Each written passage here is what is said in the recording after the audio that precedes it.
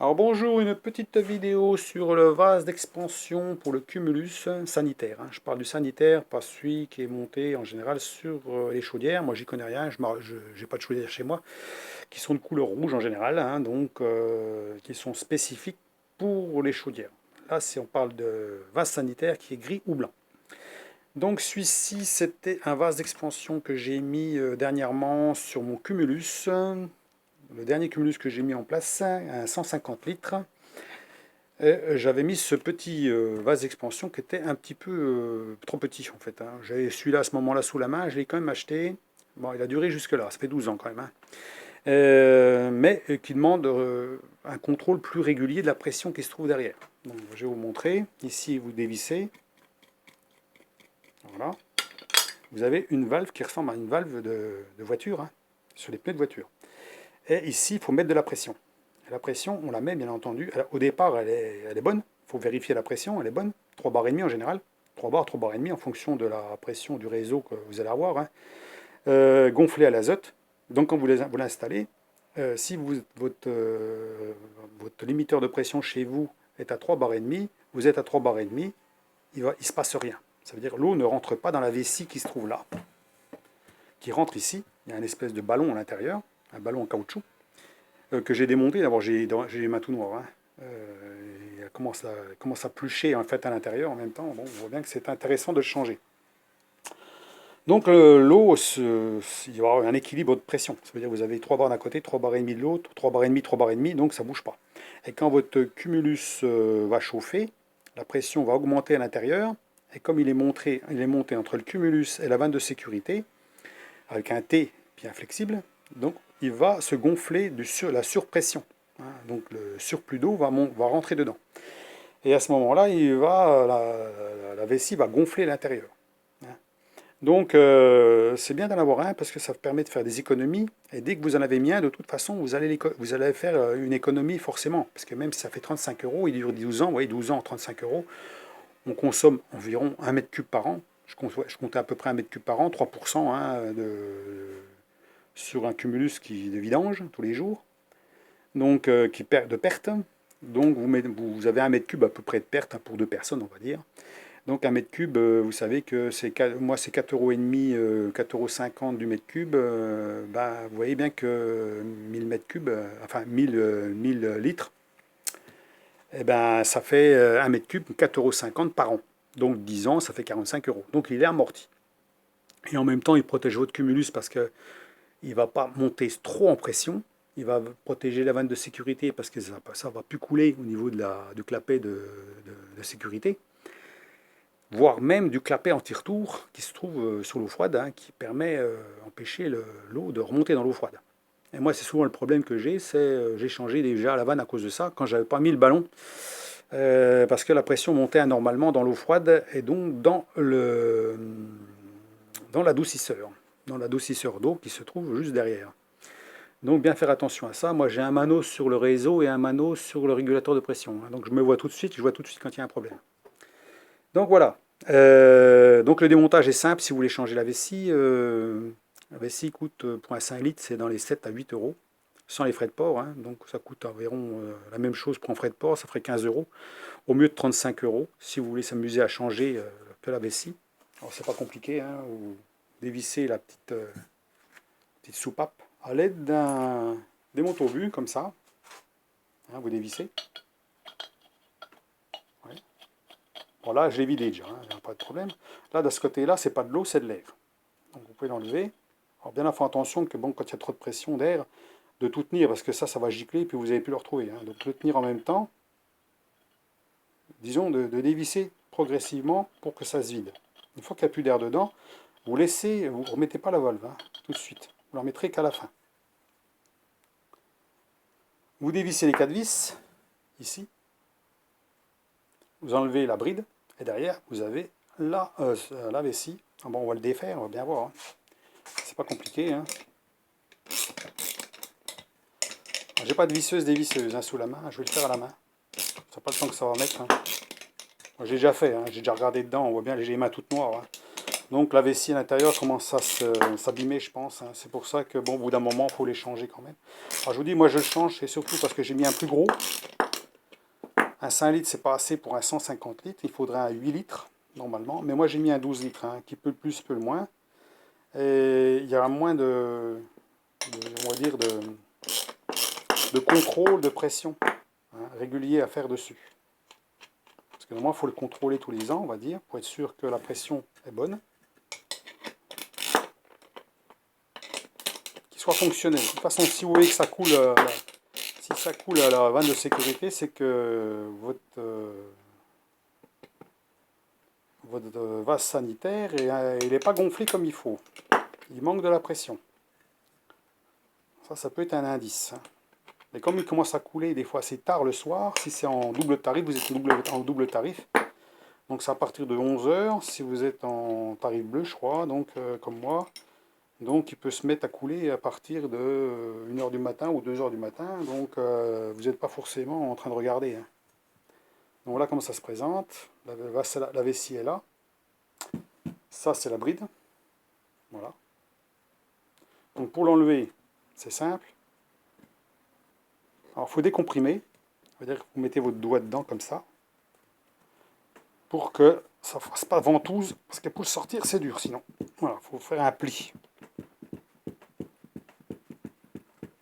Voilà la vessie. C'est tout bête. Alors ça se détaille, hein, on peut la voir, hein, en fonction de la grosseur. C'est un 5 litres, voilà ce que ça fait. Donc à l'intérieur, on voit que c'est noir, hein. Donc c'est dégueulasse, hein. Donc je pense que c'est la vanne. Alors quand j'ai ouvert, moi j'ai pas décomprimé trop l'eau chaude et ça, il a coulé 1 ou 2 verres d'eau. Et c'était tout noir. Ça veut dire noir de chez noir, hein. Tout noir. Et un peu comme ça, hein. J'ai les doigts tout noirs, c'est ça. Donc c'est sorti noir de là-dedans. Ouais, il y en a encore. Donc on peut le remplacer, ça coûte 7 euros, voilà, plus les frais de port, hein, sous dépôt on achète ça, hein. Et si vous avez quelqu'un qui peut l'avoir sur place, alors vous risquez de payer aussi les frais de port parce qu'en général ils vous vendent ça plus les frais de hein, une participation aux frais de port, hein. Et puis pour le remettre, eh ben, c'est simple. Alors vous regardez à l'intérieur quand même, hein. Ici c'est pas trop pourri, parce que ça pourrit de l'intérieur, hein. Alors on va regarder avec la lampe.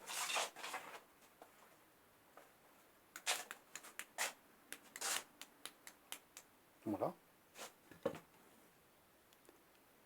Alors, je ne sais pas si on va voir grand chose, hein, dedans, mais si, on voit que c'est rouillé. C'est tout rouillé au fond. Voilà, même sur le côté, vers la soudure. Donc vous voyez, c'est rouillé. Donc bon, c'est pas, ça perce pas pour l'instant. Savoir que bon, ça peut fuir, hein, après, hein. Au niveau de la soudure, au niveau de la bride ici, au niveau de la valve là. Soit au bout de la valve, soit autour. Et si ça fuit, ben, à mon avis, il faut mieux le changer complet. Ça, vous n'avez pas de surprise. Donc un œuf comme ça, c'est 35 euros. Si vous prenez un plus gros, ben, ça peut être 40 euros. Par exemple, un 8 litres, c'est 40 euros. Et puis un 12 litres, ben, vous arrivez à 60 euros. Voilà. Alors pour le remettre, on fait un pli, comme ça. Et puis on le bourre dedans. Voilà. Après, on repositionne tout dedans comme il faut. Voilà. Voilà. Qu'il reprenne sa place. Alors, on enlève l'air quand même, comme il faut. Voilà. Alors si vous avez un grand tournevis, vous appuyez dessus comme ça.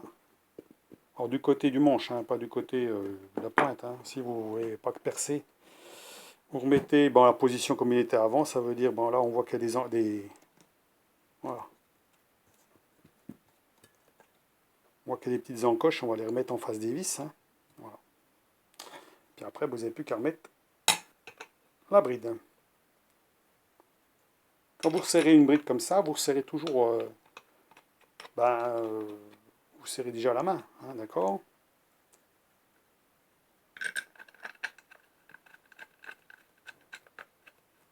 Et vous serrez un petit peu, une vis là, une vis là, une vis là, une vis là, ainsi de suite, hein, qui s'écrase bien droit.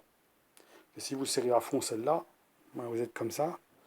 Donc faut être logique, quand on serre des brides, c'est toujours serré, le mieux c'est de serrer comme ça, hein, un comme ça, un comme ça, un comme ça, un comme ça, progressivement, progressivement, pas tout d'un coup. Comme ça, ben, il s'écrasera proprement. Oui, là, on appuie, on serre la main. Voilà.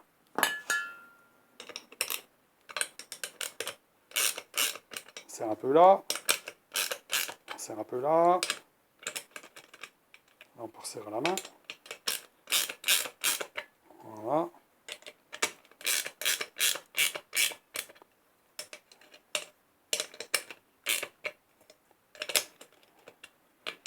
Oui, ça s'écrase régulièrement.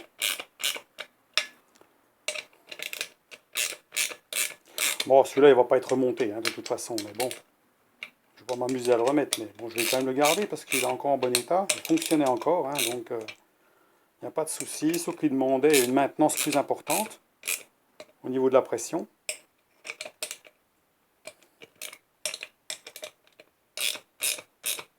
Voilà. Alors, si vous avez une clé dynamométrique, vous pouvez toujours serrer avec une clé dynamométrique, ce qui fait que permet de faire un serrage équilibré. C'est mieux. Bon, si vous en possédez pas, vous en possédez pas. Mais disons que vous serrez à peu près, comme ça permet de faire un serrage précis, on va dire, si on veut vraiment faire du travail impeccable. Hein, parce que là, à la main, on dose à la main, mais on ne sait pas vraiment quelle force qu'on met dedans. Hein. Alors, vous ne saurez pas combien il faut mettre de force dans une clé dynamométrique non plus, mais ça permet de vous serrer une vis assez fort, quand même ça. Vous réglez la pression de votre clé dynamométrique, par exemple, vous mettez par exemple, je sais pas moi, tant de force sur la clé, qu'elle claque, clac, clac. Vous faites la même chose de l'autre côté, vous voyez bien si celle-là elle se serre, celle-là elle se serre, comme ça les quatre sont serrés pareil. Bon, ça c'est un détail, hein, c'est pas important. Voilà, après vous remettez la valve, bien sûr, la valve est remise. On va regarder si elle a... Comme je l'ai... Normalement j'aurais pas dû le remettre, hein, puisque comme j'ai remis la machine dedans, il n'y a pas de pression dedans. Hein. Normalement il faut la remettre en dernier. Voilà. Voilà, ça c'est bricolage maison, hein, si vous voulez s'amuser à faire ça. C'est fait autour en métaux. Vous savez que je bricole pas mal de métal, hein, fraiseuse, tournage et tout ça. Donc on fait cette petite... Alors même elle est percée, ce qui fait comme ça, l'air passe à travers. Et le petit bouchon pour protéger. Voilà. Petit démonte au but maison. Qui peut servir pour la voiture, pour le vélo, pour certains ont les mêmes valves que ça, voire pour ça. Voilà. Et après on met la protection. Voilà. Je crois que j'ai tout dit là-dessus.